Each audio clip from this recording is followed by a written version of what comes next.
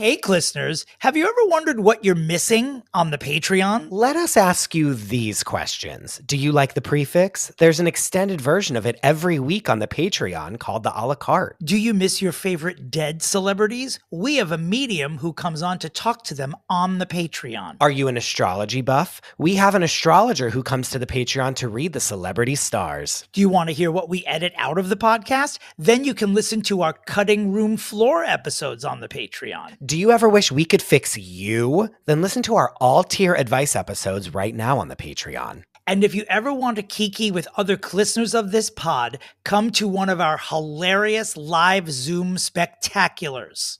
Still not convinced? No problem. Head on over to patreon.com/fixingfamouspeople to listen to an example episode of each of these, absolutely free. See you on Patreon. Where's Shelley? Craving your next action-packed adventure? Audible delivers thrills of every kind on your command, like Project Hail Mary by Andy Weir, where a lone astronaut must save humanity from extinction, narrated with stunning intensity by Ray Porter. From electrifying suspense and daring quests to spine-tingling horror and romance in far-off realms, unleash your adventurous side with gripping titles that'll keep you guessing. Discover exclusive Audible originals, hotly anticipated new releases, and must-listen bestsellers that hook you from the first minute. Because Audible knows there's no greater thrill than the one that speaks to you. Discover what lies beyond the edge of your seat. Start your free 30-day trial at audible.com/WonderyUS. That's audible.com/WonderyUS.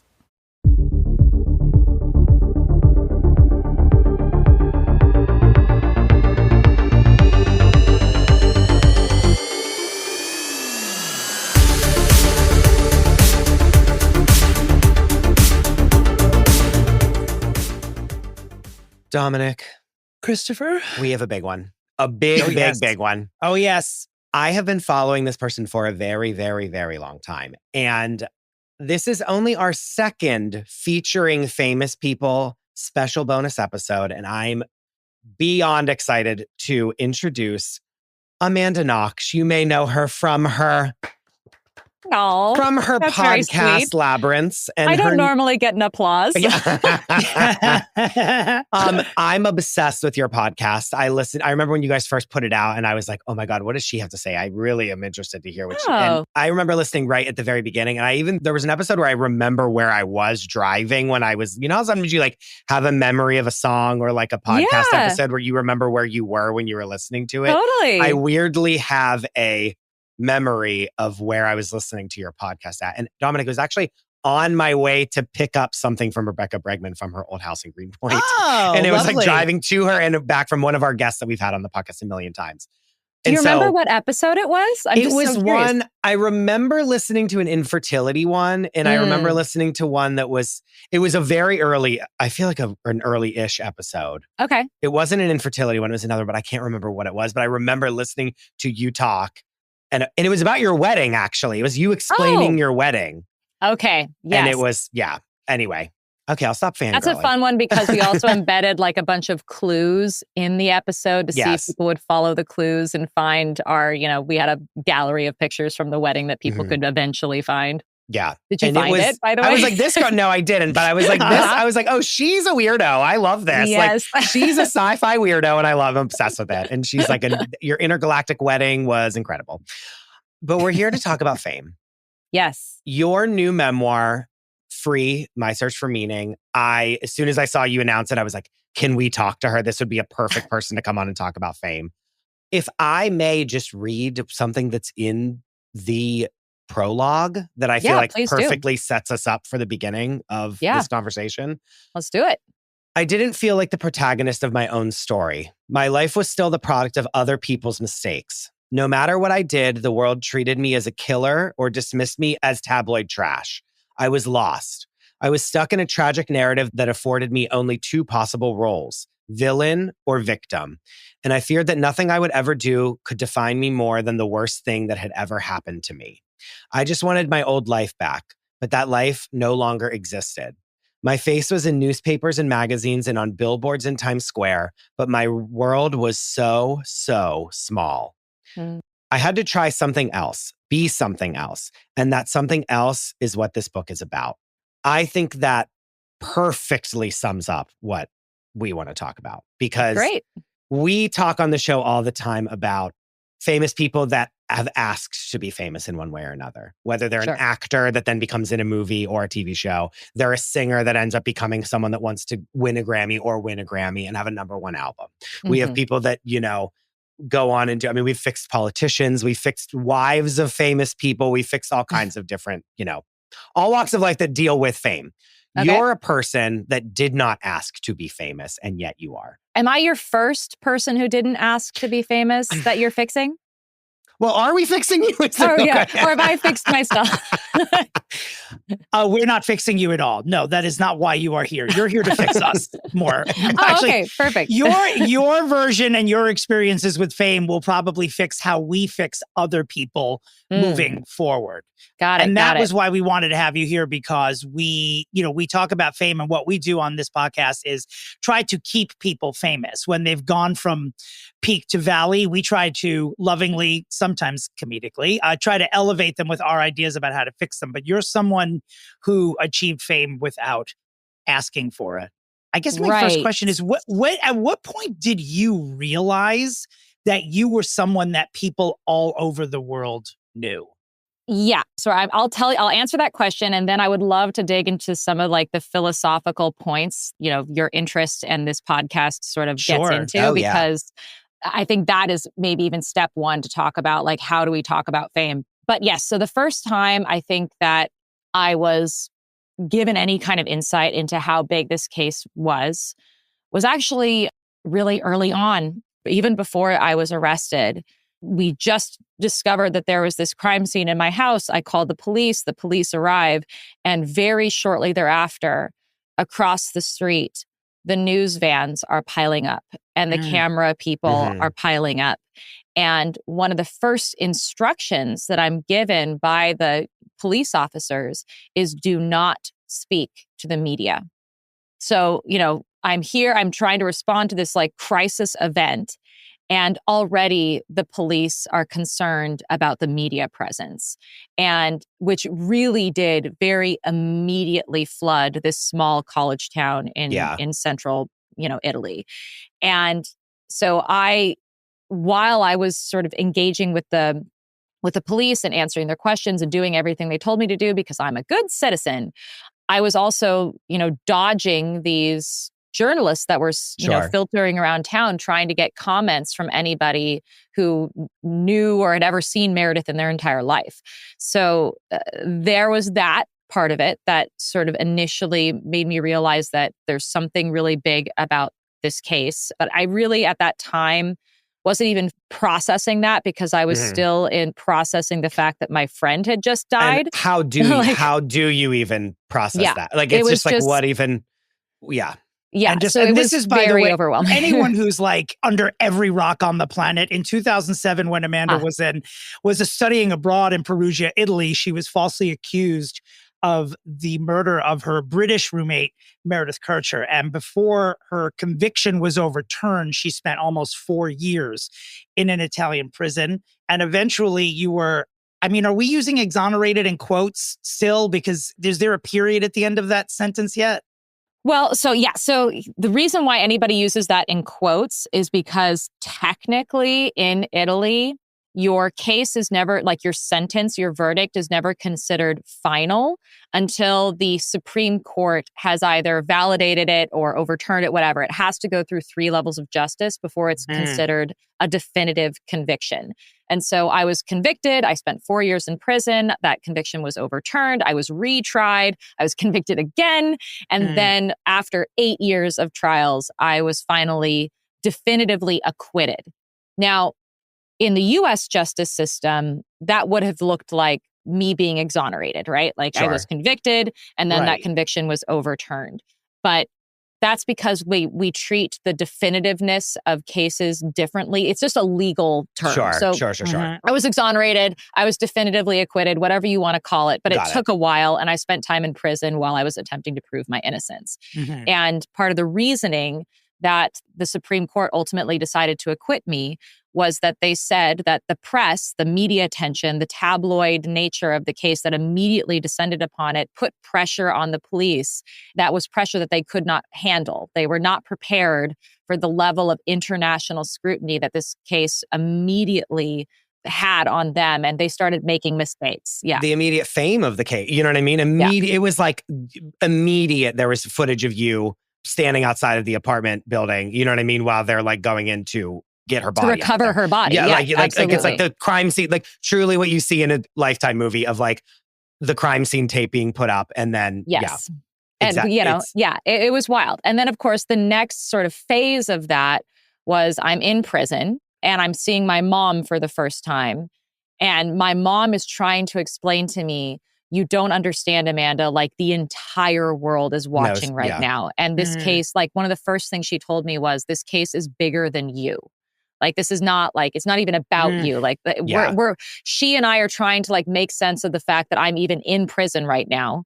Like everything is happening so fast. Everything devastating is happening so fast. And I think she is also recognizing that like a big factor is this media attention that is coming out of nowhere. And that's like really giving momentum behind a lot of like putting this train on a set of tracks and just like launching it into the stratosphere. Yeah. Like, that's what was going on. But like I've had to, over time, over and over again, realize how big and international and media, obsessed this case was. Because when I'm sitting there in my prison cell, like the outside world is not really accessible to me. Like, yes, we have a few TV stations and those TV stations are constantly talking about my case. So I have a sense of it there. Like I was technically the famous one in prison, and that is not a good thing to be for the record. Right. Yeah, I have that note of like, what is it? Like even fame in prison was detrimental to you. Yeah. Oh, absolutely. You want to be invisible in prison. You do not want to be famous. So there's that.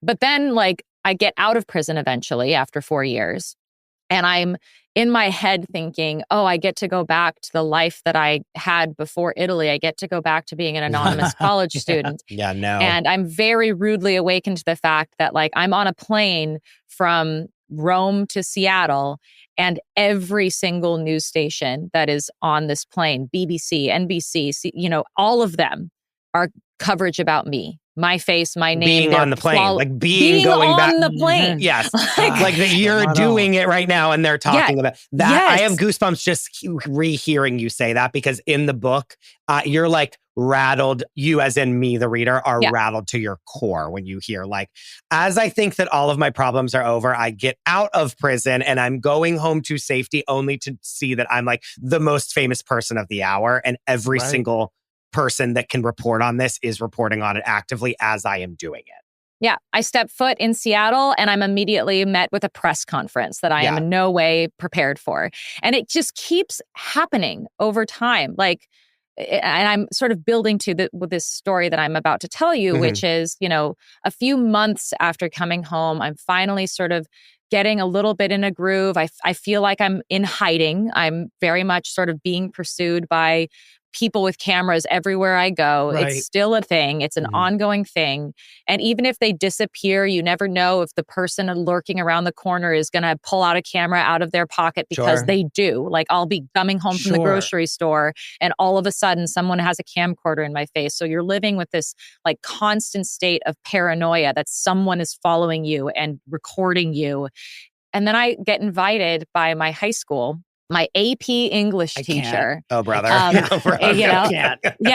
And I love her, bless her. Like she had all the best intentions. She was just like, here's this student that I had who can maybe like talk to my students about like this incredible experience she went through. So like really, really basic, like AP English class in one high school. We're talking like 12 kids. Yeah. And I go into that room and I tell a little bit about this crazy experience that I've went through. And now it's time for the kids to raise their hands and ask a question. And the very first question that I get is, what is it like to be famous?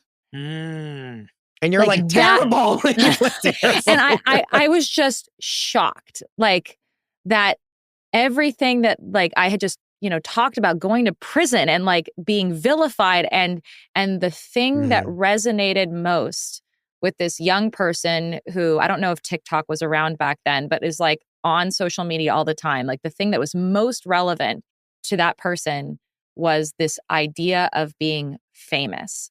And I just like I just sort of shrank inside because I was like, I'm not famous, I'm infamous. Like I'm not known for something that I did like other people.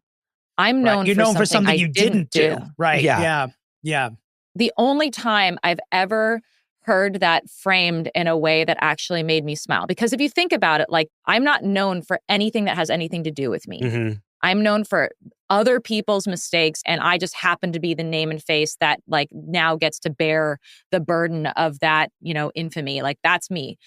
The only time I've ever heard that framed in a positive way was on 30 Rock. So again, these like moments where you're like, oh, like I'm being mentioned on 30 Rock. So do you guys know what I'm talking about? Are you guys 30 Rock fans? I mean, yes, but I don't remember what the joke is. What was so the joke was Kristen Schall's character is talking about fame. And she was like, guys, it's not hard to be famous. Amanda Knox is famous for not killing somebody. Yeah. And like, that's the joke. Yeah. And that's like the one time where I actually like laughed out loud and had like a sort of experience of joy in relation to that fact that like, I'm just famous because I was in the wrong place at the wrong time and some bad people made some bad decisions and I got to suffer for it. Like, that's it.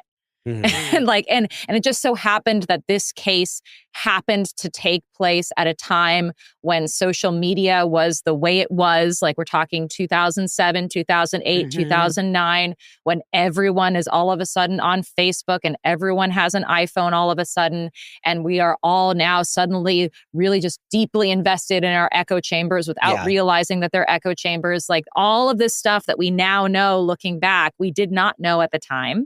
We were just tumultuous. We talk about that on the pod all the time. That was a really, I wonder too, what the dynamics of your infamy would have been if Meredith had died at a different point in history, even a different point in this century. Because like you're saying, social media, Perez Hilton, changing over from the Bush and 9/11 years, like we were all, it was like a cultural, that 3 or 4 year period was major. And we talk about that on the show all the time because we find ourselves fixing people who flamed up and down very quickly during that period because of technology, because of the dissemination of information. Well, a lot of the people I would put in what you call the sisterhood of ill repute. Yes. Amanda. Like yes, it's my like girls. Those my are your girls. Like, and we talk about them all on this show because we've been going back and being like, well, at the time, this person was actually a victim. It was this, they were that. Like they were just living their life and we were like crucifying them on the internet for nothing, for like basically nothing. Right. Yeah. You know what I mean? For being flawed human beings. Yeah. Right. Like for struggling with any, like a lot of people out there make mistakes when they're in their 20s or whatever they are. Like they're young people making mistakes, and not everyone gets to have their mistakes and their mental breakdowns and their bad decisions and their cellulite put on, the front page of the local, rag. So I have and this is funny. I actually had a conversation with my sister about, because again, like this, it keeps happening over and over. Like I had a big argument with one of my sisters about this issue because she made the point of like, well, Amanda, the way people treated you was not fair because you didn't ask for it. You were just you were being a student studying poetry and Italian. How obscure could you have been? And then people like turned you into this celebrity, like this, vilified celebrity. But like other people are signing up for it when they become actors or whatever. And I was like, are they signing up for it? Are they? Because I think that people go into a career in entertainment and the arts so that they can successfully move people and inspire people and tell stories. But do they sign up to have their legs minutely examined for cellulite? Like, I don't think so. I don't think, and a lot of people think that that's just like a natural consequence of being famous, but it doesn't have to be. No, it doesn't have. Like, you're right. Why?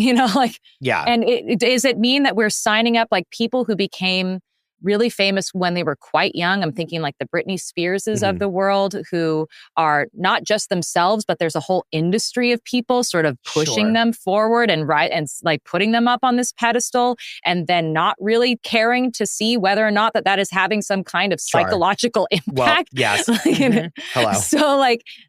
So I think that like there's a lot of judgment rained down upon the person who has the face and the name without recognizing so many of the forces that are behind it. And also recognizing that like ultimately what is being sold is a product that we call, tabloid journalism that is seen as a natural consequence of fame, when really it is an entire industry that doesn't need to exist, is delivering to us in order to feed our worst impulses. Well, and it's funny because it's like your name will be next to like Britney Spears' name. And like in no world outside of here would you and Britney Spears both be spoken about by the same person. Like, right, correct? Or not? Right. I mean, unless, you saw me singing along to sure. music when I was a kid. You know what I mean? It's like at a stoplight. Right. Yeah. But like, it's funny because you are right in the sense of like, they'll pull in whatever is the most clickable versus, you know what I mean? Like, again, you and Britney Spears don't exist in the same ecosystem of like who you are as people in the world. So I think the last thing I want to say on that is it's funny too, because you think about it and you think, when you think of like a Britney Spears, when you think of someone who's like a new version of that, like a Sabrina Carpenter, let's say that, she in theory has like an entire team of people around her, not only her publicist, but her manager and also people from the, the record label, or like whoever's from her, whatever company she has built with the money that she's making off of her music. Right. She is a product and people have invested in that product. And so there are other people behind that product. And they can, in theory, shield her from those things or not, or blah, blah, blah. Or there's like there's an ecosystem of people that exist around her. You're just a girl that's finally gotten out of prison, that's on a plane coming back to America. And are in no way equipped to deal with any of that stuff. Do you know what I mean? Like, then, it does not come with a manager. It does not come with a PR team. It does not, and indeed, like even just my own family also having to deal with the PR madness of it all. Because up to that point, up to me getting out of prison, the only voices out there to speak up for me were my family. And they were also being inundated with, journalists showing up outside of their workplaces or outside of their homes, demanding that they respond to answer, to questions. And so I think that it's a very predatory industry that I think is equipped to sort of go up against people who have all of these shields in the way to prevent them from being accosted. And then you go and you turn to a regular person who's living on this, who's living their life, who does not have all of those, barriers to access. And suddenly, like, people love that because it's a treasure trove of, unprotected people and material that becomes source for the product that they are putting forward, which is the train wreck of a human being that didn't even have to be elevated first before they were train wrecked. Like, they just had to have a pretty face. Yeah, I'm getting anxious listening to you talk because of two reasons. The first thing is that I'm remembering that the predatory journalism has people believing, even though you get exonerated of something officially, there are still going to be people, because they followed along with this and they think they know the truth and they know better, there are still people you will encounter who still think you are guilty of this crime. That's the first thing that is giving me anxiety. And the second, and you seem so calm and we're sort of like twirling looking at you. Like, I want to talk about how you've become this person in a little bit, because it's pretty fascinating. And the other thing is that these on-demand press conferences are stressful because everyone's so hungry to hear even a single morsel from you. And whatever you do in this, let's call them performances, because that's what they end up having to be, is going to set the tone for what everyone's going to say until the next time you decide you want to give another interview. You know, right. And it's just, I can't even, So- yeah, exactly. Right. Yeah. We're cramping from air quotes on this end, but it's, did your family prepare at all when you were on your way home? Like, did they think we need a spokesperson, a lawyer, media, like, or were they just so happy to get you home? What they media just were training? Like, what media training would you have? Right. None. You know what I mean? Right? I had no media training. At this point in the whole thing, my family did have a PR representative who was helping them to navigate, just filtering, you know, who might they talk to. That's basically what their job was, to receive a ton of emails and then to say, oh, this person is worth talking to, this person is not worth talking to. That's basically what our PR manager, family person did. And he was the one who actually arranged that press conference, because his idea was, if we arrange a press conference at the airport, maybe, just maybe, they will take that statement that you give at the airport and let you go home in peace.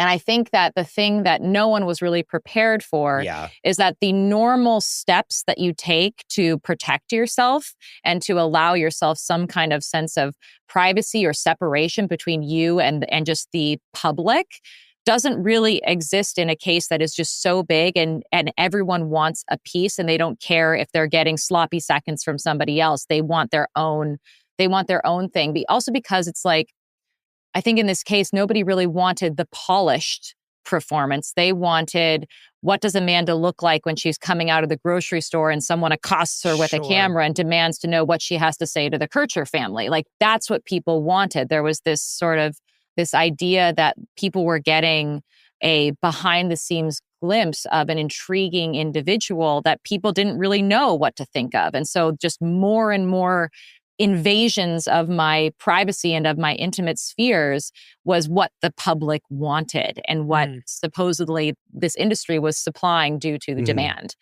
So yeah, no, I did not get any media training. And to this day, I've actually had very limited media training. It was more like trial by error, and which I talk a lot about in the book. It's just like going through the, I now have years and years of experience. Yeah, you should open your own firm. Like, people should go to you for truly training. I mean, because of everything that you had to I find myself in that situation now. You should do that.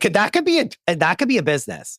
Yeah. I mean, look, I look at it as a public service at this point. But if anyone ever wants any kind of like insights into how to like pivot out of a bad, interview conversation, there are always ways for you to not feel at the mercy of the people who are demanding content from you. And I've only learned that from, having doing it wrongly. Having it happen the wrong way to you. Exactly. And let me just also iterate for the first time. There's no payday at the end of this for you. When you get back from when you get back from your thing and you're hiring a PR manager and you're hiring this and you're doing a press conference, that's just so hopefully maybe everyone will leave you alone and you can maybe figure out how to eventually become a person again that just is an active member of society. Yeah. It's versus when you look at, I say this because it's they will put your name next to Britney Spears' name on the cover of the New York Post. And that's those two people are not equivalent because you have no active monetary interest in generating fame for yourself. No. Right. In fact, it's the exact opposite. Yes. Yeah. Yes. Yeah. No, I already have other bills that I need to pay. The last thing I need to be doing is paying a PR guy to manage being, stalked by paparazzi. That's. Speaking of PR, what was Oprah like on the phone? Very sweet. Very nice. Okay. Good. Yes. Good. I think that she is exactly, if we're going to do this game, she is exactly the way that she comes across in person. Which is very focused, very compassionate, very busy. Yeah, sure. Everyone's vying for her attention. But yes, she is exactly as she appears on the TVs. Yeah, in the part when she calls you on the phone, I was like, oh God, if only she would tell us every single thing that they said to each other on the phone. Well, when was this? I don't remember it. When was it? I mean, so this was when I was figuring out who I was going to speak to for my first big interview after I got home from prison. And it was in conjunction with my memoir that was being published in 2013. The first and one, so right. I was, a lot of different people were vying to be the ones who did the first interview. Sure. And one of those people was Oprah. And I was really drawn to her also because she had been very supportive of my family in those years that they were attempting to prove my innocence. And not everyone necessarily was. Like, there was a point there. It seems maybe weird now when it seems like so obvious that I didn't do it. But like back then, I was and I'm still a very like problematic figure for some people. And so for someone like Oprah to stick her neck out for me, like that was and especially for my family, and to really stand up for my family, I really cared about that. And she had written me a letter in prison after she had spoken with my family. So she was just very aware of the situation. She knew the story. She had been paying attention. She was, very empathetic. And I think that the other thing, and speak about regrets, like I so regret not having gone with her for my first interview, because I really feel like she would have recognized in me the ability for me to be more than just a thing that has a story about me, my ability to be my own kind of storyteller, to be my own protagonist, and not just like we talked about in the prologue of my book, some pawn in someone else's story. And who did you go with? Remind us who you did go with. Dominick, someone I really, really, really don't like. It couldn't Diane be Howie Sawyer. Mandel. Okay, no, it's Diane Sawyer. Yes. Okay, And Amanda, here's where you and Brittany are very alike. Oh, because and in Britney Houston Spears's as well. And Whitney Houston, let's not forget. In Britney Spears' memoir, she talks about being interviewed by Diane Sawyer and saying it was one of the worst things that ever happened to her. And I never have wish I forgotten had it. known that. Yes. No, well, you couldn't have, because the book hadn't come out yet. So, but just, you don't need to say anything else, but I've got my one little eye on her is all I have to say. Yeah. And that was a 7-hour interview, you say in the book, which 7 how hours. on earth did you have 7? That makes no sense to me at all. Well, so here's the thing. I was in the habit of just having to sit down and answer people's questions for however long they deemed necessary. And my comfort and, well-being was not really taken into consideration. So my interview with Diane Sawyer and her producers ultimately, because she didn't last the whole 7 hours. She just I was followed up by just producers who were asking me questions. That whole experience was somewhat reminiscent to being in a police interrogation room, where I didn't really feel like I was in control of the conversation. I was just being sort of like put on the spot to answer all these unnecessary questions and to be put through the ringer, because that's what she felt entitled to do. And to defend slightly, that's what her industry was demanding her to do. Yeah. And I think that that's where the problem arises. It's not like there's just one psychopathic journalist out there who's mistreating everyone. Like everyone, if they could have gotten their hands on me in that moment, would have been incentivized to treat me in a similar way. I do think that some journalists would have been more compassionate than others, and some might have treated the conversation differently. But ultimately, everyone wanted the chance to be like, did you is she guilty? Murder your roommate. Yeah. And even if you're like, no, which you did to say no, they then can still say we still don't know the whole truth. Exactly. Right. And that's the whole point of this is that. Yes. Yeah. Yes. Because that's the story that sells the story. Diane's not saying history's already, while she's still with us, not being kind to Diane Sawyer. That makes me feel a little bit sad for her, because it does, but also But also, but also, she's not some random journalist. She's a household name that has been a household name and your entire life. And she's defined the industry a lot through her work. And I think the really important thing that I would encourage people to do is attack the work. Try not to attack the person. Sure. Okay. So that's, like, you mean don't do what I just did and say that I hate her? You don't know her. You don't know her. You're right. I don't. So we don't have to take Amanda's advice. We can attack Diane Sawyer if we want.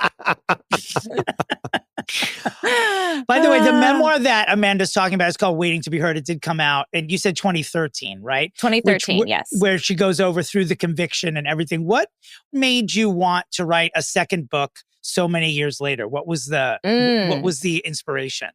Well, so because they're completely different books. So, right. I mean, memoir, yes, technically my first book, Waiting to be Heard, is a memoir, right? I'm telling my own story about a real thing that happened. And it was a necessary thing at the time, right? Like so many people had been telling my story for me and, talking about what it meant and what really happened. And I really felt like I had to add my one little voice to that, to that maelstrom of authorship and try to, set the record straight in a few different ways. And I was hoping in the process that, again, based upon the advice of PR the airport people. Press conference, right? Exactly. Like if I just say what happened, then people will understand and leave me alone. And of course, that's not what happened. And also because my family was insanely in debt. And so I was trying to do whatever I could to pay back my family. And so this was the fastest way possible to do that. But it came with the cost of having to be very publicly talking about my story. And it also happened to coincide, unfortunately, with the overturning of my acquittal, which happened right around that same time. And so instead of this being a story about like, oh, this poor girl who went through this crazy thing, it reverted back to who knows, did she or didn't she? And so that's why I think also a lot of the people treated that like that opportunity. Yeah. This book, however, is, Free My Search for Meaning is not a story about this crazy thing that happened to a girl once. Like, I did not feel like I was the protagonist of my own story when I was going through everything that happened in Italy, because I was just suffering the consequences of other people's actions. And I felt like telling the story of that in Waiting to be Heard was very necessary, but it also wasn't really my story. And it's only been over the course of all these years later that I've had to sit with the now what of it all. Okay, now that I've gone through this experience and I'm living with the consequences of that experience, now what? How do I process that? What does that mean? How do I be a person in the world when I'm known for something that I didn't do? I'm forever the girl accused of murder. I carry the legacy of my friend's death on my shoulders because my identity is completely wrapped up with her death. Yeah. Like, what do you do with that? How do you process that grief and that trauma and the years that you lost and the life that you should have lived? And over the course of trying to answer that question for myself, I ended up developing a relationship with my prosecutor and was very surprised by some of the things that I learned both about him and about myself in the process.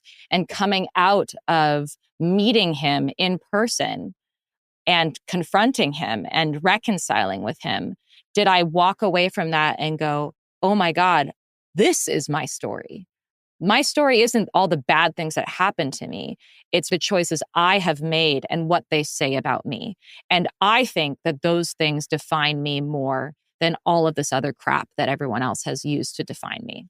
You're a better person. You are a better person than me. I mean, I've been thinking about it ever since we knew that you were coming here, and ever since we started diving into the book, where I don't know where you found the strength to do it. I know I would get bitter. My whole life would be about vengeance. I got to be honest. I know that's immature and pedantic, but like, I don't know how I would move past something like that. The vengeance I feel for people like at the bodega that I went to this morning because they cut me in line. It's like ridiculous.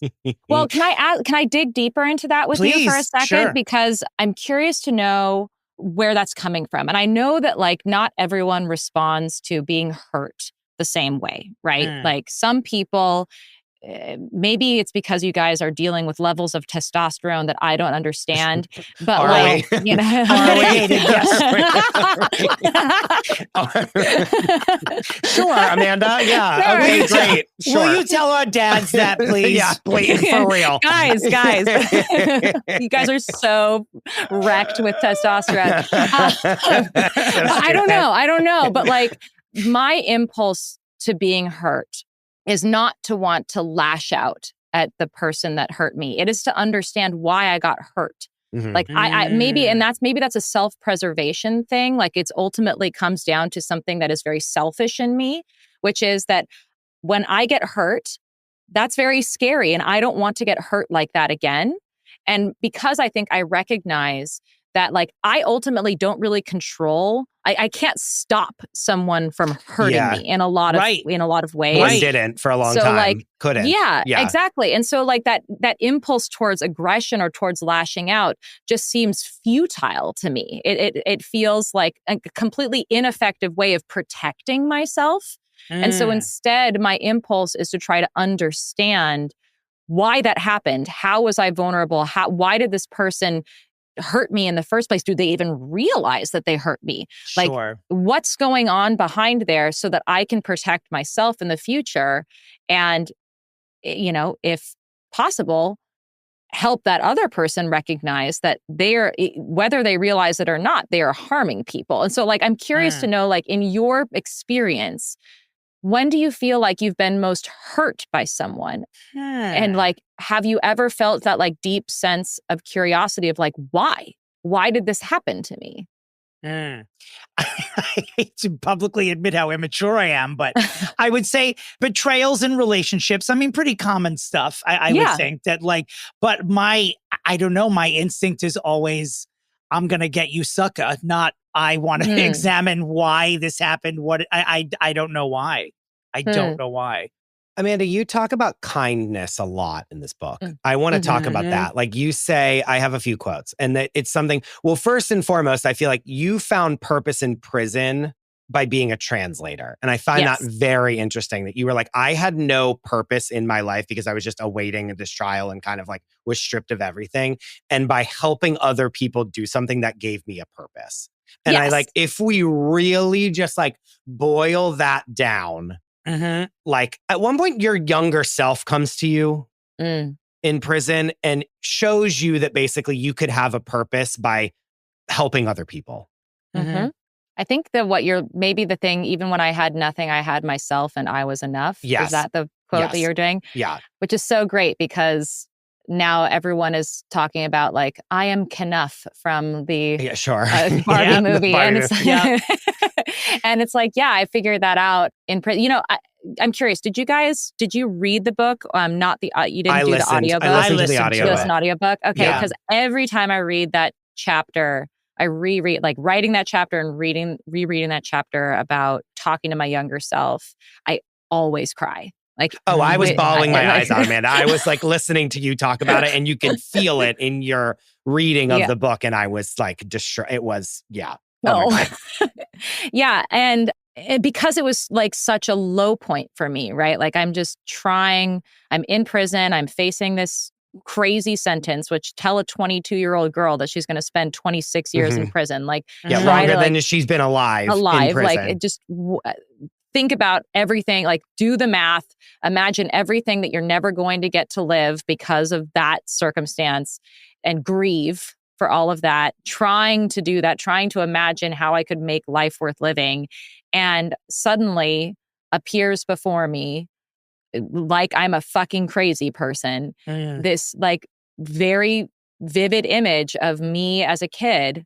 And like, I start to have a conversation with her and try to explain to her what is going to happen to her as a way to like big sister myself through the experience. And when I asked her why she came to me, she told me because I needed her. And it's fucking, but also like, it was an encouragement to be like, okay, what am I needed for? Yeah. And I've been sort of living 2 years of my imprisonment, just kind of waiting to get my life back, waiting to live, and really trying to divorce myself from my surroundings, just like put, earplugs in my ear, my face in a book, just try to be invisible as much as humanly possible and not engage with my environment. And then it was once I sort of looked up from my book and unplugged my ears that I saw that there was quite a lot of need around me. And the vast majority of the women that I was imprisoned with couldn't read or write.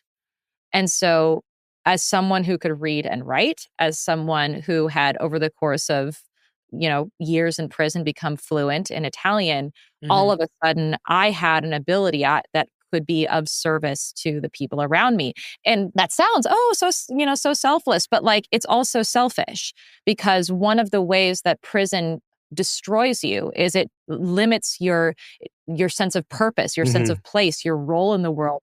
Potential is completely crushed. And so in rebelliousness against that and butting up against that sort of system that was telling me my life didn't matter, my role in this world was to have years of my life taken from me, my response to that was, well, I can be purposeful. Like, be careful what you wish for. I went to Italy so that I could learn to become a translator. And here I am. I'm not being getting a paid, translator. Right. Translator. And it ended up being really beneficial for me, because suddenly I was not just resented for being the famous one in prison. Now I was valued. Now I was you were an someone, asset to everyone, basically. Asset, and people no longer messed with me. And now people were approaching me and giving me gifts and trying to coax me to go to their cell to write their love letters for them. That recognizing the conditions that you are in and finding the opportunity embedded in those conditions, I found and part of that was motivated by kindness, right? You have to care about other beings to recognize the opportunity that is within those conditions. And was there resentment from let's just call them your captors? Were they resentful at all about how you had turned your own image around in prison with the people there? Because it was almost like, I won't say you were in a position of power because you were in prison, but certainly who you were at the end was not the little girl who they detained 4 years prior to that. Was there ever any trouble from the people holding you there? Honestly, no, because I think prison officials are ultimately very practical. What they're doing is they're managing people in a traumatizing environment. And because I was offering a service to those people, I was helping in my own way. The peace. And I was Sure. And so what they would tell me is, "Oh, you're such a model prisoner. If only all the other prisoners were like you." Well, I shouldn't actually be here. So, right. Like, that was, the ongoing joke. And the only time that I had issues with the prison officials was when I was being sexually harassed by certain male prison officials. But that's a whole different story and has nothing really to do with me being famous. It just has to do with me being young and pretty and helpless. And helpless. Exactly. Yeah. And that kept hitting me because some of my favorite parts of the book are toward the beginning when you're talking about the quick routine you found yourself getting into when you realized you were going to be there for a while, like the walking, how important the very walks around the yard would be, the very brief walks. And shunning Twilight for the Harry Potter books, that whole section in the beginning. Dominick was texting me. He was like, she hates Twilight. He was like, she loves Harry Potter. We're going to be best friends. She hates Twilight. We're done. That's it. But I just realized that Twilight used to be like, it rose out of like a like a sexy fan fiction. Is that true? No. I don't. 50 Shades of Grey. No, 50 Shades of Grey rose out of a Twilight fan fiction. Oh. Like the characters in 50 Shades of Grey are Bella and Edward. Anyway, what does this matter? Okay. What matters is the point I was making is in the beginning of the book, I just kept saying over and over again why so much of the stuff happened that did. I was just like, she's so young. She's so young. She's so young. And it just, because you want to say, sitting back in New York as a middle-aged person, oh, she should have done this. She should have done this. No one your age in that situation would have done anything differently. When you are innocent, you act like an innocent person. You don't have to question things 500 times. You just go with the flow until the smart person's like, oh, this girl doesn't belong here. Like, we're going to move on. And the sad part for me was witnessing in the book, you realizing that I'm not going to leave. Like, I'm doing everything they're saying with the hope of leaving. I'm following the rules, but the opposite thing is happening. Like, what the fuck, and that's has to do with being young, unfortunately. And no one can escape from that, when you're that age. You just... Yeah, thank you for pointing that out, because it's like the pains that I've had to take to point out that I was 20 years old when this all happened. Well, and I said 22. I forgot you're 20, right? I was 20 when all of this went down. And so I had zero experience with police. Like nothing bad had ever happened to me. Especially like, not even police, but then police in a foreign country under different laws in a different language. You know what I mean? Like and you're only a couple years older than me. We were all like in high school going to college when everything was happening with you. And we were all like, oh my God, like studying abroad is so scary. Like everyone be careful. Like look what could happen to you. You could just be wrapped up in a case that does nothing. You know what I mean? Like anyone else that I went to college with that studied abroad could have been you. You know what I mean? And like in college, especially when you go, so I went to Penn State. So I was in the middle of nowhere, Pennsylvania. It was like a very safe, a relatively safe place to go to college. Right. And to just feel so invincible there. And then to know that like in theory, you could go somewhere else and be so not invincible was like, we were all like, and again, I was raised on MySpace and we had Facebook when we were still in high school and Instagram as soon as it started when I was in college, we all had an Instagram and like, we put everything on there and to see you, to have your joke of a MySpace name be wielded against you as proof that you were a murderer was like terrifying to all of us. You know what I mean? As it should be. It should be. Like nothing like that should ever be considered evidence of a person's guilt in relation to a case that happened across the world. But to your point about like feeling safe, like Perugia wasn't Rome. Yeah. It wasn't Milan. No, it wasn't like town. It was a small college town, not unlike where you went to college. And like the really scary thing, especially to think about, is not just what happened to me, but what happened to my roommate. Yes. Because it's not like she was out drinking and stumbled into an alleyway and like some, like didn't have her wits about her and someone attacked her. Yeah, exactly. No, she was like sleeping in her house. She was in her bedroom. Like she had done like her friends walked her home that night. She was doing everything right. Yeah. She was doing everything right. I was doing everything right. And still this happened. Yeah. And so I think that is the fragility of human existence, that you can do everything right and still get it may not murdered. Matter. It may not matter. Yeah. You talk about kindness a lot in the book. I wanted to get through all that before we get here. But you talk about kindness, and your quote in the beginning of the book that you're just like, fuck it, I'm going to do my own quote is to be free is to be powerful. And if your power is kindness, you will always be free. No one can stop you from being kind. Yeah. And then at a certain point, you say that kindness is a form of self-interest, not being a selfless thing, but a selfish thing. Yes. It is not kindness. It is if it is reserved for the just, the good, and the kind. Yes. And then you say in your sorry, I'm done. I'll after this one. But in the midst of unjust torment, I could still be smart, kind, generous, curious, creative, funny, and sane. Yeah.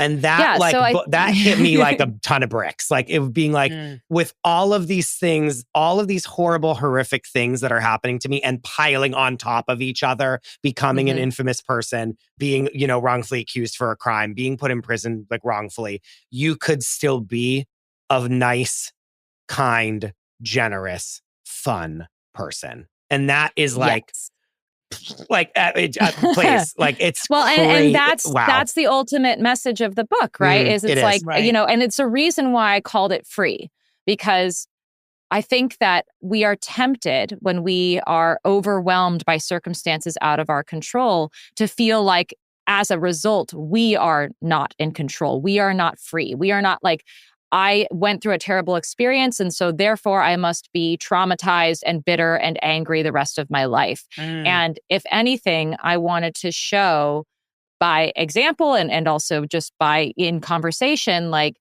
that's not actually true. Like bad things outside of your control can and will happen to all of us. Like mine happened to look like this, but yours is going to look differently. It doesn't change the fact that you are not at the mercy of the circumstances and conditions of your life. You have the ability to take a step back and take stock of what is important to you. And then ask yourself, what can I do under these conditions that speaks to those principles that matter most to me? And so when, my mom imprinted upon me at a very young age that like the thing above all else to be is kind. not famous, not successful, not rich, kind, if that is the thing in any circumstance, you can ask yourself, how do I be kind right now? How can I be not just kind, but how can I be the most kind? How can I challenge myself to be kind? And that's what I did. Yeah. Like, kindness is like the thing that matters most to me. And so I looked at my situation and I went, you know what? Who could I be kind to that would challenge me? Yeah. You know, who potentially doesn't deserve my kindness, but could need it? And that turned Eventually, that turns into your prosecutor, who even your own family members are like, this is the scum of the earth. Like, fuck him, blah, blah, blah. Amanda, hanging on the every word of you. It's like when you're sending the letters to him and then he's sending the letters back. Like, and it's truly like, you should want this person dead. Like, you should want to like, blah, blah, blah. Like, society tells us like, this is your mortal enemy for the rest of your life. And you were like, how can I bridge the gap with this human being? Right. And confront my own anger and resentment towards him as I'm doing so. And see his motivation. It's something that we do a lot in reality television, and especially in like the ensemble cast shows, is like, you have the person that you're interviewing in front of you, but then I also need to hear what the other person involved in this conflict thinks and why they're doing what they're doing. And I know that's not probably what anyone, like, sure, everyone can roll their eyes at it. But I do this a lot, especially when I'm on a lot of other people's podcasts. I'm like, well, why did this person think that that was the right thing to do? And everyone's like, well, what does it matter? And I'm like, no, it actually does really matter, because they're the other person doing the dance with the person that we're hearing from. Yes. And so it's like, even in your own book, you're like, what did he think of this outside of him doing his job and wanting to put me in prison or needing to make me be guilty of this crime? Right. What did he think about that? What were his motivations? What were the pressures on him to make him go with this story of me being this like sexual deviant that wanted blood? You know what I mean? And again, like selfishly, because if I understand him, I can now navigate the world from a more like knowledgeable place so that I don't get hurt in the same way again. Like, if you just write off somebody as being an evil villain, that doesn't actually give you any useful information. Correct. If you want to be an effective agent in your own life, you have to know what the conditions are. And the conditions are, what are these people's motivations? What are their belief systems? What are their biases? All of these factor into knowing how to engage with a person. And, you know, reality forced me to engage with this person. Like, they had an outsized impact on my life. And so I went, well, if he's going to have this outsized impact on my life, I need to figure him out. Yeah. And then the sort of weird, unintentional consequence of figuring him out was learning to care about him. And that was not something that I was really intending to do. And then coming out of that and realizing that I actually didn't need him as much as he needed me, that then like completely flipped things for me. Well, then you have the power versus being so powerless in front of him for so long. Exactly. Yeah. It was so compelling. I mean, the book, the book is so good. Thank you. Good. Thank you. Please, everyone go buy it. It really, really is like. It's amazing. And in case you think you're hearing things, we are actually speaking about Amanda forging a relationship with the person that would have kept her in jail for more than 25 years. And I wouldn't say happily do so, but very diligently almost got away with that. And now she's talking about being kind to that person. And look, whatever level of asshole I am in life, notwithstanding, I'm still in awe of it. I'm still like, I guess I'd have to be in that situation and have so much stripped away from me to get to this level of like purity almost that you're at, where I would like look at the basest version of myself and choose to be kind, because I will not lie to you, as I'm listening to you, because I did the audiobook, I was getting mildly angry with you a little bit because I thought you were giving him too much of the benefit of the doubt.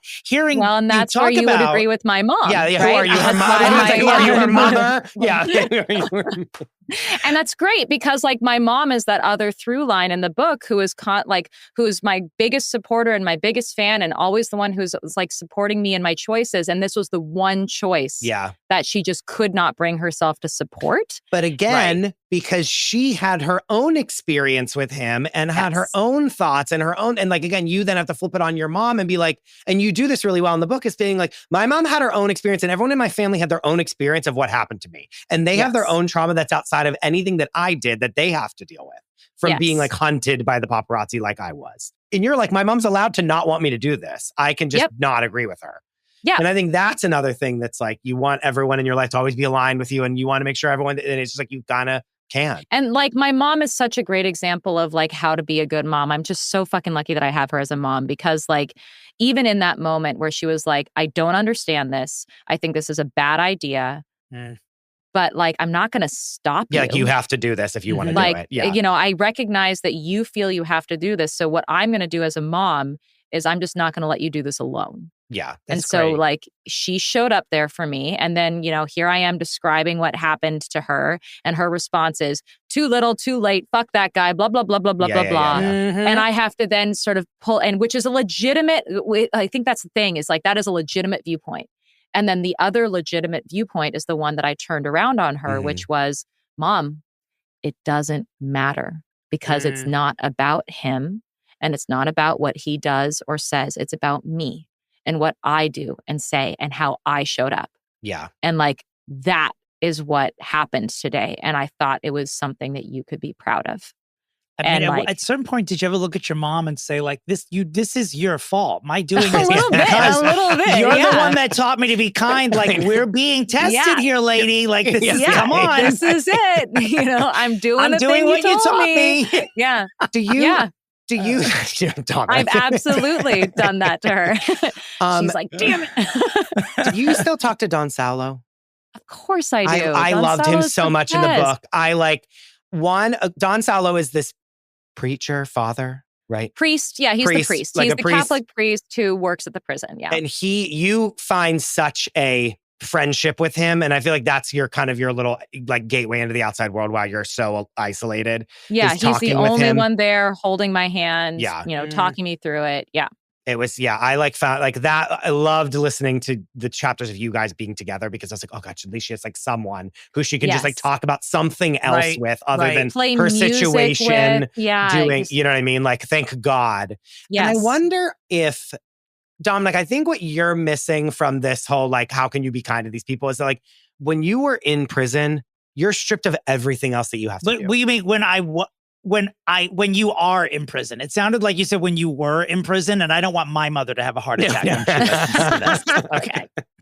I have not been to prison. When Amanda was in prison, is that better? Okay, when Amanda was in prison, like, it's like you don't have a to-do list. You don't have like things to worry about. You don't have Instagram to keep up with. You don't have like an interview to do. You don't have this, you don't have that. You have nothing to do but sit on your hands and think. And so I feel like Dominick at the bodega, you're like getting in a fight with someone because they cut you off because you can then just go on with your day and do nothing. Like in prison, Amanda, you're sitting with that thought for the rest of the day. And like, and it will consume you. Yeah, sure. And ultimately how you are responding to it comes to define you. Yeah. Like that is what I was so scared of, was this idea that not only was this defining me in this external way, that I was the foxy noxy villain, sex whore, whatever, like, but also that it would like embed itself in me and that it would turn me into something that I didn't want to be. And so that being my deepest fear above all was what drove me to really hang on to those like parts of myself and those principles that I cared about that would sustain me even when everything else was taken away. Right. You know, if there was anything that I would recommend to anyone going through a hard time, it's like, first of all, just like if there's anyone that you love that cares about you, like do not feel ashamed to ask for help. But second of all is just like take stock of all the things that you care about that cannot be taken from you.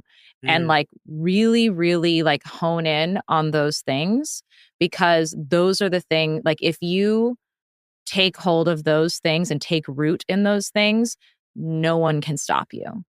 And that I think is the feeling that you need when you're being hurt and when you're being overwhelmed, is that feeling of being unstoppable.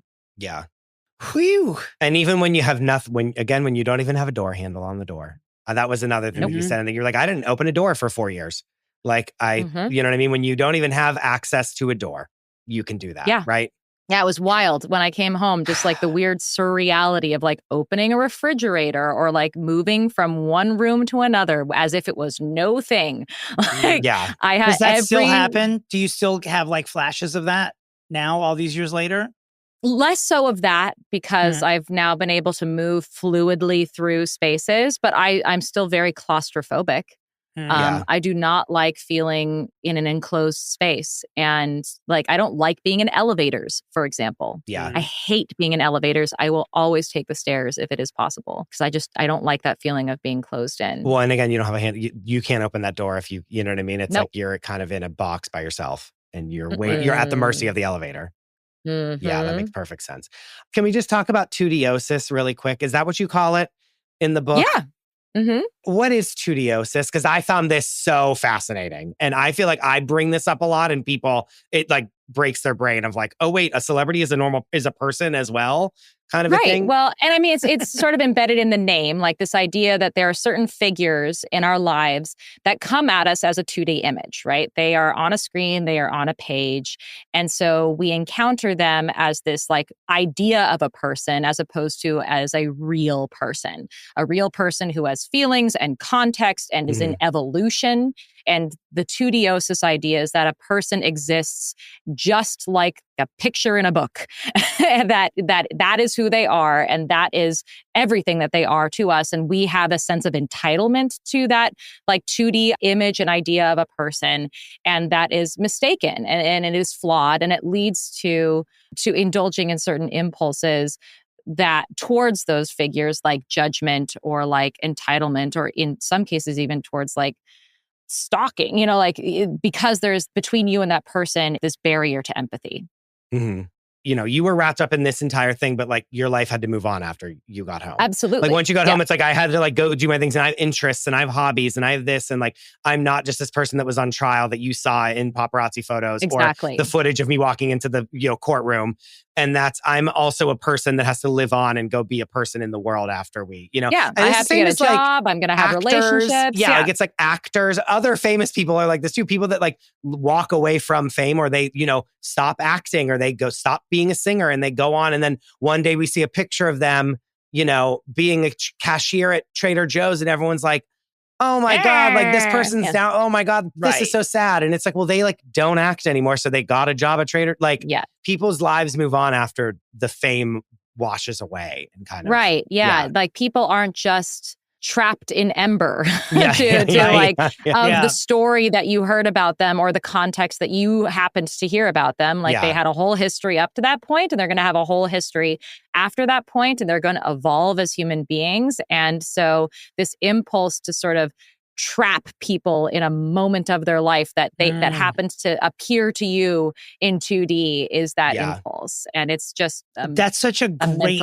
visual of it being trapped in ember is like the perfect way to describe that, actually. Because it truly is a frozen moment. Yeah. Because people still think of you as like the 20-year-old girl that like got arrested, and they see the the footage of you. Like I still could picture right now the footage of you walking into the courtroom with your eyes are wide and you're like clearly in shock, and you're walking, and it's like I've like followed your journey, and so I've seen you continue to grow and live and get married and have kids and do all that, like become an adult. But like for most people, they still think of you as and specifically like a certain flavor of image too, right? Like so I'm sort of cast in this ember of tragedy, right? Like I'm tragedy porn for people. And it's like true crime related, but that's like, I was never a true crime person, and I was never a tragic person prior to all of this happening. And so I go on in my life to do things that are more to my character and to my interests. Like I do some stand-up comedy now, and it's a lot of fun. It is really great for me. But then some people look to that and say, how dare she do stand-up comedy? She's ever. Laugh ever. Like, she's supposed to be in a veil of mourning for the rest of her life because I associate her with a murder. And that's not feasible for a real human being. Mm-hmm. Right. Yep. Yeah. God, fame is a hard, weird thing. It is. It's a thing. Yeah. Is it a good thing? Is it a bad thing? It's a thing. It's a thing. It's a thing. I mean, what does it ultimately come down to? It's visibility. So other human beings see you, and that leads to, on the one hand, you get to represent something for someone. Well, that's the other part. And on the other hand, you have no idea what you represent. Right. And that's the other part. It's like, even after all of this, it's like, then you like kind of have to like be an advocate for people that are wrongly accused. And I know that that's probably very fulfilling work, but it's like, after all of this, now I have to now use my platform for good again to like advocate for other people and hold up this torch and do blah, blah, blah. And and no matter how good of a person you become afterwards, you're still always, it's like, so it's such a slippery slope in so many ways. And it's so, Yeah, anyone who's gone through this experience will tell you, and it is exactly like this, that you are proving your innocence for the rest of your life. Yeah. Every day for the rest of your life. And, doing advocacy work is part of asking myself, what is the best that I can do with the conditions of my life as they are? And that's just what it is. It's like seeing an opportunity and taking it and doing the best that I can with it. But you're right, like there is the burden of being perpetually shouldered with that accusation and the having to prove just through your very existence that you are not the monster that's just some unqualified, uninformed person once, and accused you of. Said that you were one day. Because even if you pursue fame, what people think about you is going to ultimately be decided by somebody else, really. I mean, you're going to become a part of a narrative. And Chris and I are both reality producers, and we've seen this a million times. There's no way to train even to people who want fame, who eagerly come on and want to be someone who's well known and get clicks and make money from their visibility. They think they know what it entails. And part of our job, especially with like first timers, I shouldn't speak for Chris, but I speak for myself, with people like who I know I'm producing who are about to become famous, and you could prep them as much as possible, and but it doesn't matter. No one understands what surrendering all of your privacy actually means. Right. And I have seen dozens of people just be so jarred by the experience. And these are people who wanted it and then regretted it, Norm Macdonald, the late Norm Macdonald, used to say, he's like, I didn't know if I wanted to be famous. He goes, I always wanted to be famous enough so I could get a kidney and restaurant reservations before everybody, but I don't want anyone to bother me at a urinal. Like, it's like, that's it. And and you don't have a choice. Like once you're on that wheel. Yeah, that's a great goal. Sure. That's a great goal. But it's once you don't have control over it. Once it's out of the box, it's out of the box. You truly make it sound like this path you've taken is the easier one. Like you're so at ease about owning yourself and who you are and the kindness. Like you truly do make it seem like the easier path, even though to some people, myself included, I feel like that would be harder for me, what you've done. I think I would eventually do it, but I'd have a hard time getting there, I think. Well, I mean, you got to go with the flow. You got to go with what you're good at. And like, this is what I'm good at. I'm good at caring about other people. I'm good at articulating my experience. And so I feel like, and this is something I write about in the book, is it's like the path that I have chosen is not necessarily the path that I would recommend that everyone choose. It's about knowing yourself and really knowing the conditions that you are embedded in so that you can actually be effective. And so to your point, like, I wouldn't recommend that you do what I do. I would recommend doing what you are good at and what you are natural at, but which holds true to what your principles are. Right? Like if your principles are to be kind, then you might find yourself in a challenging situation, but ultimately you're going to be driving towards something that you care about and that is you at your best. And so just like find where your groove is and like do it. and own it. Like, don't be afraid of that. And the sort of downside of fame is that everyone will find fault in you, no matter what. Yeah, I always say to everyone coming onto a reality show, that half the people that watch you are going to hate you for no reason at all. So just because you had the guts to do that. it. Like, let go of that. You know what I mean? Yeah. Like, you're going to do everything right that you think that you should be doing, and that you like, you're going to check the boxes off of every single thing you want to do. And half the people watching the show are going to not like you for no reason at all, just the way that you look. And so here's a question though, because reality TV producers, like, let's get real for a second. Knowing that, like, I think that when you tell people that, they go, oh, sure, whatever, like, okay, fine. I don't think people really know what it means to be publicly hated. And like, does any part of you feel like, knowing that there's no way to prepare for what that is, how traumatizing that's going to be, that there's any ethical way to do reality TV, knowing that that is going to be an inevitable consequence of being on a reality TV show? Mm-hmm. Yeah, I mean, the short answer is yes. I mean, there is definitely a way to do it. But I think that even just introducing ourselves as reality producers, I've had this conversation, the question you've asked, hundreds of times. And it really does have to do with your own personal ethics. And I know when I'm prepping someone on a reality show that I'm being completely honest with them about as honest as I can be, including using phrases like, I know you think you're prepared, but surround yourself with people who know you better than all the strangers are going to know you. And just remember, you should have an anchor. You should have a donut around you of people who absolutely care about you, that you can run to because you think that you are impenetrable, but nobody is. Someone's going to say something on the internet that's going to piss you off. Or maybe you'll feel like you were edited unfavorably, et cetera, et cetera. But ethically, I think if you're honest as a reality producer, you are someone who will continue to work. But it's definitely been an asset for Chris and I, for sure. I mean, we are, so being without sounding arrogant, to be as forthcoming about it. To have an actual human relationship with a cast on a reality show, rather than like the moment they leave the room, you look at everyone in Video Village and you're like, oh, she fell for that one. You can't be that anymore on a reality show. No. And people who have been like that have either been shamed out of the industry or just no longer do it. I mean, you almost, I think now, because we've seen so many incidents of people going off the deep end because of fame, you're sort of obligated as a human being to be. There are still vultures, I mean, everywhere. Like you won't avoid them. But yeah, I mean, there have been moments where you have to question yourself in the jobs that we've done, for sure. But being a real human being is the best advice I would give to anyone who wants to do what we do. Yeah. Yeah. And I also think that it's another thing is like, we don't have all of the control, in the sense, at the end of the day, like, I know everyone thinks that it's all scripted. It's not. And like, we can do what we are setting up to do in the scene. But then when they go in there and film what they're going to film, that then has its own situation.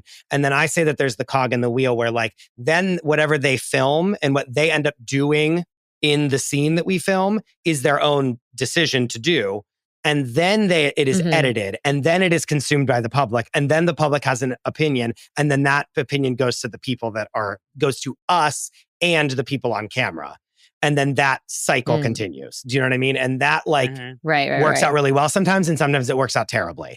And that like, we're only one little cog in that whole wheel of everything that happens. And like, as much as the number of times I've been like, do not do this, it will backfire in your face. Please don't do it. Like, I'm telling you right now, don't do this. And they're like, okay. And then they go and then they do it. And then everything I said was going to happen happens. And then they didn't listen to me. You know what I mean? And there's like, we can only do so much. Right. In that we're one factor in the what ends up happening and what is presented. And I guess to the you public. have to put something on air, even if it's that person's bad decision. Sure. You have to be honest about that too. It is a tightrope because the job is to get content. The job is to see people acting out. No reality show shows people scrolling on their phone answering email. We want to see a reality show is about the highs and the lows, and you have to get them to a point. The best advice I ever gave a cast member on a show was, she was very angry at the rest of the cast and everyone was going to a polo match. She's like, I refuse to go. I'm not hanging out with them. And I said, okay, you should do whatever you want to do, but your friend Dominick is telling you realistically that if you don't go to this and they're all there without you, They're only going to talk about you because you're not there. And she just lit up and she was like, thank you, and got in her cab and went to the event and prevented, possibly hurting herself or turning these women against her, etc. But it's definitely a tightrope. Like, I wouldn't bullshit about that because you know what your job is, but you don't want to go home feeling gross. And right. I've only had one job in 30 years where one day I was like, I'm not coming back to this because these people are not. They're asking me to misrepresent what we're doing here. And so I didn't want to do that anymore. And so I only did that show for one season. I also call it conflict resolution porn. Like, at the end of the day, even though there's conflict, that's what TV is. P.S. Every scripted show, the entire point of it is conflict, by the way. Yeah. So let's not act, you know what I mean? Like, no, 100% fair. You know what I mean? And like, it's all like stories are conflict. Yeah. That's how so it works. Having the conflict exists, but at the end of it, the point of the resolution porn part of it is that these people then work through whatever conflict they have and then come out on the other side of it. Right. And when that doesn't happen and they refuse to film together, shows that everyone listening to this, most likely that is our listeners, know what I'm talking about, don't come back to the television. You know what I mean? And so it's like, actually, it's about getting through whatever conflict we have, Which is maybe the most unrealistic part about reality TV because most people don't resolve things. Right. And they just leave things hanging and they move on with their life and they're just sort of like constantly haunted and angry about Or they never bring up the problem that they have with their friend. And they never say, hey, you were being so mean to me last night. They just ignore it. They just ignore it. And they just like, that's how she is. And blah, blah, blah. How many people do you have in your life that you do that to? Me, I have a million of them. You know what I mean? Of like, this is how this person is. And I just don't even deal with it anymore. I call it porn because it is like fantasy in the sense of, if I could always just confront my friend and know that eventually we're going to get through it together, which sometimes you don't. Anyway. Yeah. Well, wait, I have one more quick one. I was going to say, have you ever been contacted? But I'd like to rephrase, how many production companies have contacted you about doing some a reality version show? of, let's do a month in the life of Amanda, like as she's promoting her book or as she's navigating through regular life? I mean, I've been contacted by quite a number of production companies who have wanted to do some kind of something or other, be it like a porn to, all the things that it could, like documentary, like all of that. Or even people like very early on, especially really wanted to make a movie about the story. And I felt really uncomfortable about that because again, I was in this place of like, it's not really my story. You're just talking about like, victim horror, true crime porn. Like I didn't see any value in it. And I've since having written this book and coming through and finding my own way, I now recognize the value in examining my story through certain lenses that are very compassionate. Like, I don't know if you saw already, but there's a great Entertainment Weekly article that just came out about the Hulu show that is going to be coming out at the end of August this year. That's about my story. And it's very much like, oh my God, I forgot all about it. I forgot that this was even happening. Wait, are you so excited? I'm very excited because the people that I'm working with get it. Like, read this Entertainment Weekly thing. They interviewed the showrunner, who is this incredible woman named KJ Steinberg. She wrote on This Is Us. She's the showrunner for this, and she gets it. Like, we have super clicked. It's not a black and white story. It's not about villains and victims. It is about real human beings that had everyone woke up that morning and thought that they were doing the right thing. And everyone is coming to the table with their own set of biases and conditions and contexts. And it's a very compassionate and enlightened, I think, view of what happened. And so I'm really proud of it. I'm really excited about it. Everyone is so talented. I'm so excited. That's really awesome. good. Oh, I'm it's so gonna be excited. really good. We'll be watching. Please, you have to come back whenever it airs. You have to, please. Oh my God, I'm so excited. Yes. So stay tuned. And it's at the end of August on Hulu, yes, you said. Yes. Mm-hmm. Oh my God, so excited. Okay, we have kept you for way too long. It's been fun. The book is called Free, My Search for Meaning. Amanda Knox, thank you so much for being here. Seriously. Thank you so much. This has been awesome.